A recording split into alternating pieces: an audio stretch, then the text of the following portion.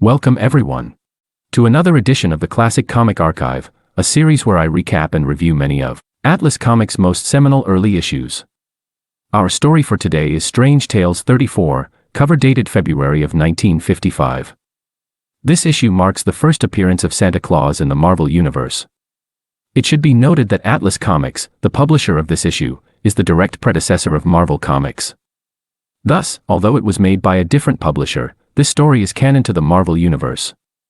With that being said, I should also note that although there are several stories featured in this issue, I will only be covering the one titled, Moment of Glory, which was written and drawn by Pete Tomlinson. With all that out of the way, our story can open up with a striking splash panel, showing gas station attendant Sammy Glenn, as he's being lectured by his coworker Joe. Joe knows that Sammy's immensely talented, but thinks he's too soft and good-natured to make it in a dog-eat-dog world. And it seems he's right, for instead of pushing back, Sammy admits that his life's been a failure. But he still has to get by somehow, so when a car pulls up wanting gas, Sammy drops everything and heads over. To his surprise, the car's driver is Ben Graham, a man he grew up with.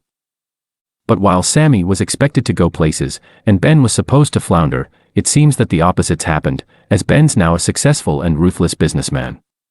And he makes sure Sammy knows it, as like Joe, he claims that he's too good to others to take care of himself. Joe, having heard what Ben said, tells Sammy that he's completely right. Sammy finally stands up for himself, as he claims that he's satisfied with who he is, and just wants to be left alone. But that's a lie, as deep down, he wants to be successful, and he wants to prove his doubters wrong. But Sammy's a pragmatist, and although he doesn't think it's fair, he knows that in life, the arrogant reap the rich harvest, while the humble are humbled even more. In any case, the issue then shifts forward to the next day, as an especially fancy car pulls into the garage. The driver tells Sammy that he'll be gone for 6 hours, he's leaving his keys in the car, and that his luggage is unlocked. He then promises to tip him handsomely if everything's looked after, and to prove just how well he'll pay, he hands Sammy a $20 bill, which was a rather large sum of money in 1955. After the drivers walked off, Sammy looks through his luggage, and realizes that the suit inside would fit him perfectly.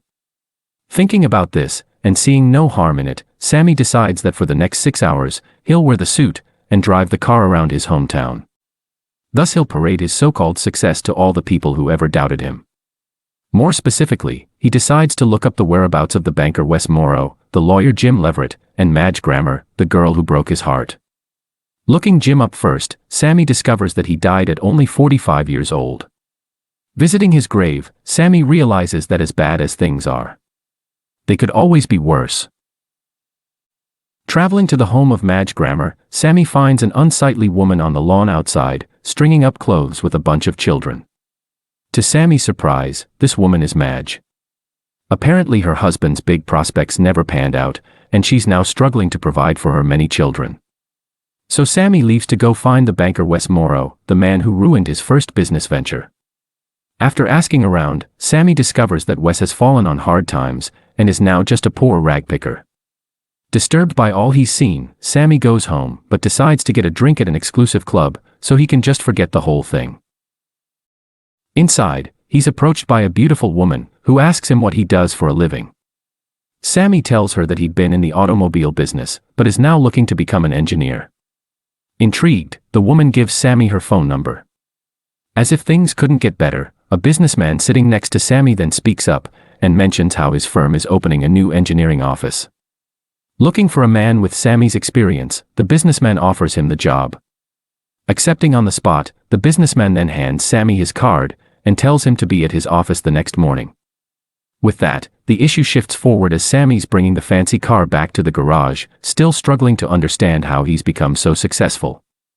Well, maybe if he'd glanced at the calendar he would have realized that it's Christmas Day, and maybe if he'd taken a closer look at the rich driver, he would have realized that he's none other than Santa Claus himself.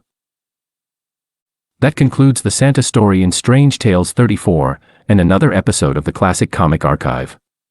But as always, I would like to offer a brief review of this issue.